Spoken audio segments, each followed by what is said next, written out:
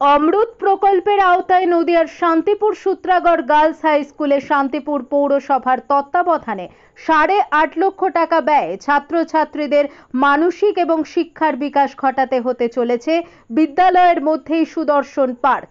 এই কারণে আজ বিদ্যালয়ে ভিত্তিপ্রস্তর স্থাপনের মাধ্যমে শুরু হলো পার্ক তৈরির কাজ। এদিনের এই ভিত্তিপ্রস্তর স্থাপনের অনুষ্ঠানে উপস্থিত ছিলেন শান্তিপুর পৌরসভার চেয়ারম্যান সুব্রত ঘোষ, স্কুল পরিচালন সমিতির সভাপতি কিন্নর সেন, প্রাক্তন কাউন্সিলর বিভাস ঘোষ, বিদ্যালয়ের প্রধান শিক্ষিকা আইভি প্রামাণিক এবং বিদ্যালয়ের একাধিক ছাত্রীরা।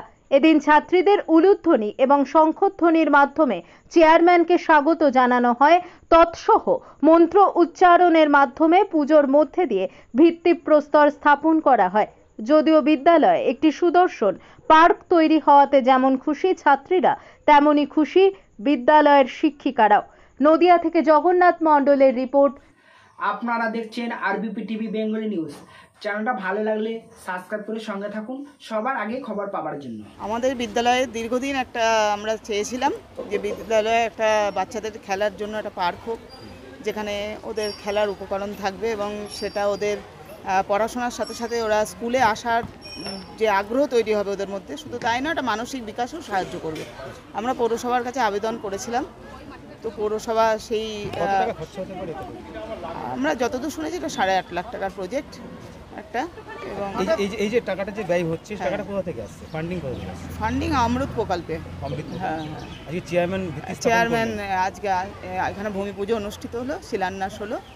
বিগত দিনে হয়ে গেছে যে এই স্কুলে, যে আপনার যে গার্লস স্কুল, সেই স্কুলে কিন্তু যে স্কুলমুখী ছাত্রছাত্রীরা, আমাদের তো মনে হয় আমরা পেরেছি, কারণ আমাদের অ্যাটেন্ডেন্স বিগত কয়েক বছরে বেশ বেড়েছে এবং এটা আপনারা আমাদের থেকেও এটা অভিভাবকরা বলতে পারবেন বা সূত্রাগড় এলাকার জনসাধারণ বলতে পারবেন। এবং এখন শুধুমাত্র আমাদের বিদ্যালয়, অন্যান্য স্কুলে কি হচ্ছে আমি বলতে পারবো না, কিন্তু শান্তিপুরের অন্যান্য স্কুলের থেকে গার্জেনরা কিন্তু এখন আমাদের স্কুলকে বেছে নিচ্ছেন এবং যেটা দেখা যাচ্ছে ক্লাস 11-এও বহু দূরের ছাত্রীরা এখানে ভর্তি হচ্ছে, অন্যান্য স্কুল থেকে টিসি নিয়ে এসে ভর্তি হচ্ছে। হঠাৎ বিদ্যালয়ের মধ্যে পার্ক করার চিন্তা কেন এলো?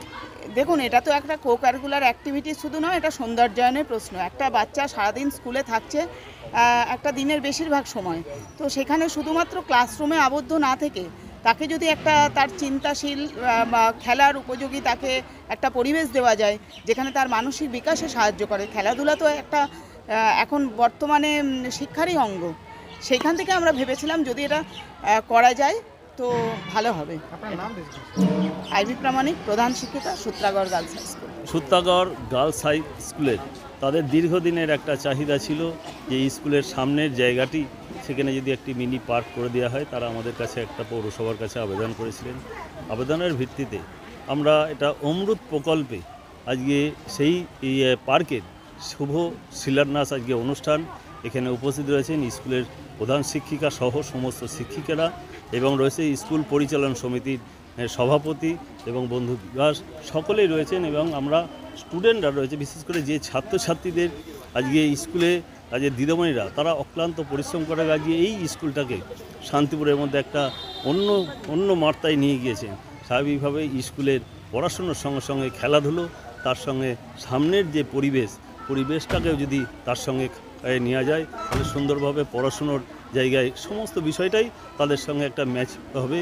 এবং আমাদের সেই আবেদনের ভিত্তিতে আমরা চেষ্টা করেছি সার্বিকভাবে শান্তিপুরের উন্নয়নের সঙ্গে সঙ্গে সূত্রাগড় গার্লস হাই স্কুলেও যাতে সেই পার্কটি আমরা নির্মাণ করে দিতে পারি। তার আজকে শুভ